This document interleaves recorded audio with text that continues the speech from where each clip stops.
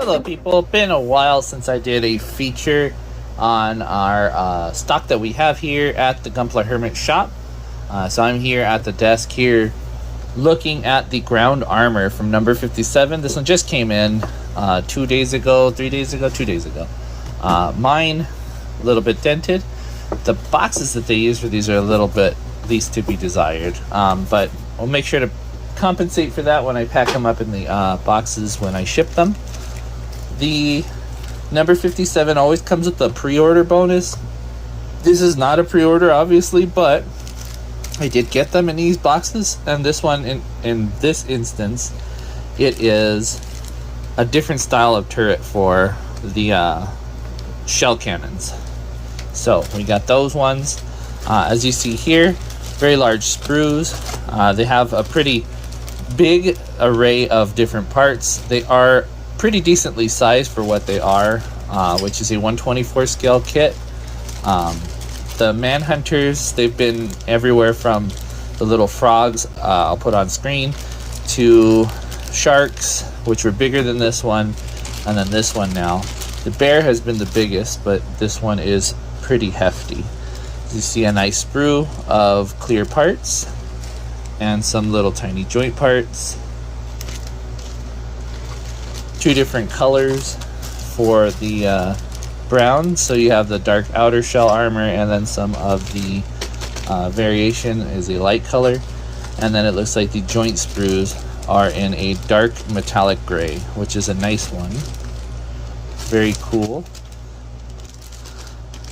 This one doesn't have like super articulated fingers compared to some of the others, but I mean, at the end of the day, for this scale, even just having one joint, 2 joints here is pretty substantial.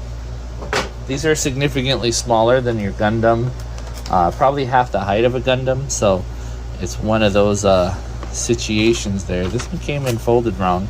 That's funny. Relatively simple to use, to put together. Sometimes there are instructions errors, and they will give you an errata sheet if there is one.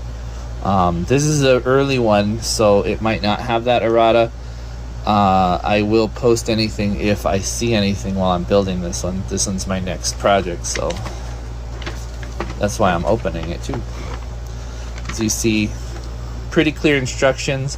See, a lot of the errata, they didn't spell that right. It's not a big deal. Sometimes it'll say like sprue A4 and it actually means E4, things like that, but you'll know. It does have 3 turtles here for options. So you got alligator snapping turtle, it looks like, a desert tortoise, and this really cute looking guy here. And it does also include them in non-painted version, which is one of the coolest things that number 57 does for our figures here. So you get non-painted and painted, which gives you many options.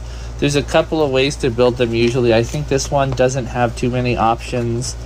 I believe, let's see, 1 second here. Yeah, I'm not seeing any alternate styles on the body. Sometimes they do give you 2 different ways to do it.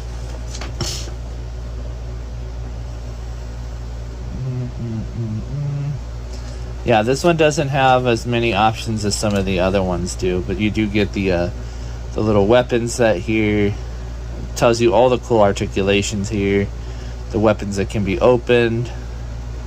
Pretty rad. So like, he's not as entailed as some of the other number 57 ones, like the R fossil that came out 2 years ago, I believe.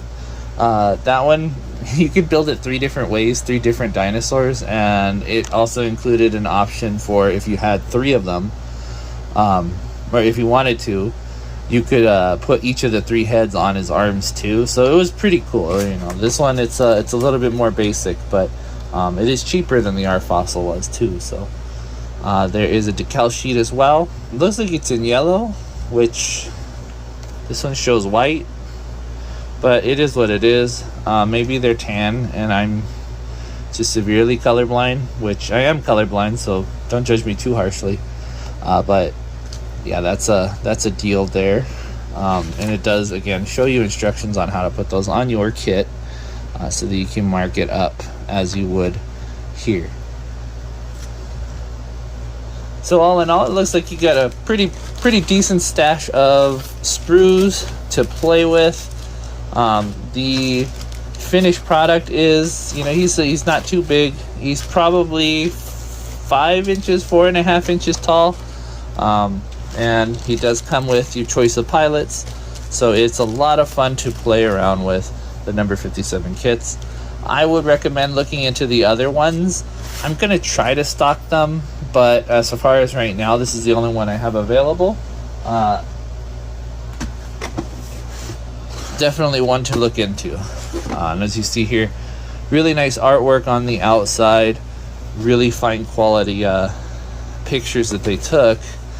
The only issue I have with it is this cardboard that they use. It's super thin, and I don't know why they continue using it, but it is what it is. And for now, I will make sure to compensate for that when I ship them out. That is it for this video, though, guys. Let me know in the comments if this is one that you like, if this is one you'd like to have in your collection, or if it's something that you will skip.